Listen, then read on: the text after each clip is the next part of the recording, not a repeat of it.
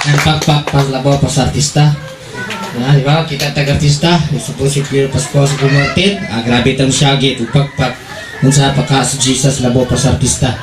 Di ba? Tupakan na itong Ginoo. I-shout of praise in the name of Jesus. Shaggy ta.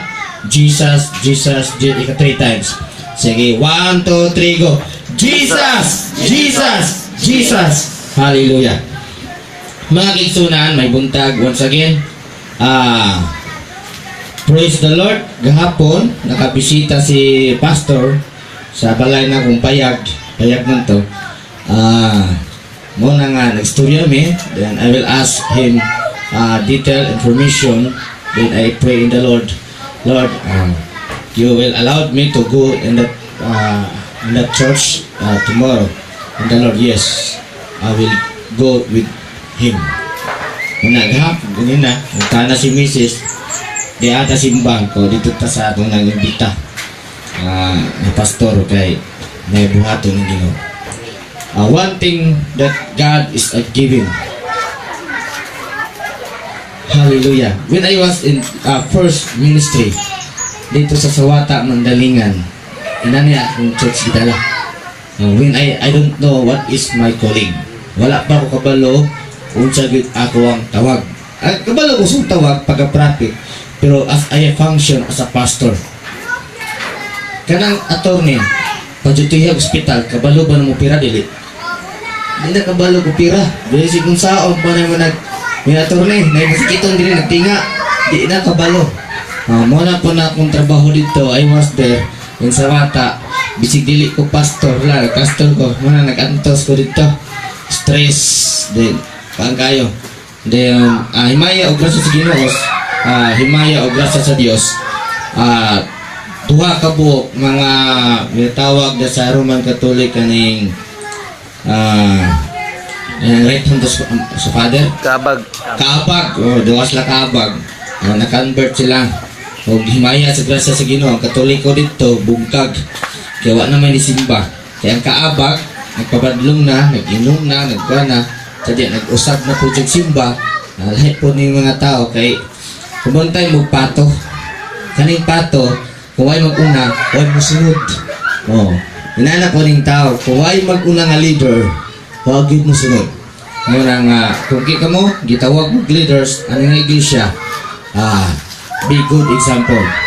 I want to share sa iyo something continuous sa gisulti ni Pastor ganina. Siya nag-isgot siya about sa kamot sa Diyos. That is truth. Tinuod na siya. But one thing that I want to share to you, what is the right, the authority that you have? Diyos, anak, ang angel, o demons. Mao ni siya.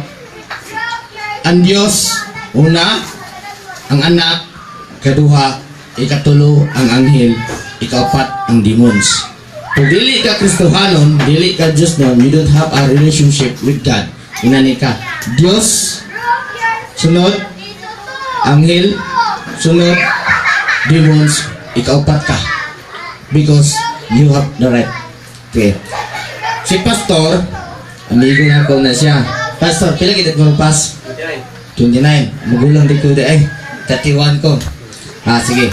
Si Pastor, siya ang supig. Kunwari lang, siya akong amahan. Ako ang anak. Kumiyong ko, Pastor. Check lido gini ko, Pastor? Rilera. Pastor, mingon ko, Pastor.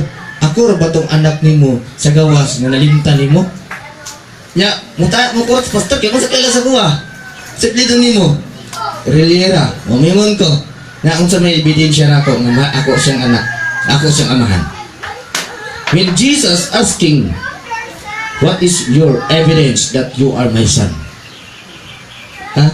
Yung simingon sa Matthew 7:21, wa ko kailan ninyo panghawa mo dire. Di ba? Kay wa mo ka nagbuhat sa akong kabuhaton. What is your evidence? Mingon na si Pastor Arias ko, what is your evidence that you are my son? Mingon ko, ako kay ngano dato maging si Pastor. Top billionaire sa tibok kalibutan. Na ako nag-apas ko sa iyang Kayamanan. Property. Kaya ano man na, kukubre ka, sa gukod nimo. Pero dato ka, dagang yung gukod nimo. Sige kayo lang, yung amigo na ko to.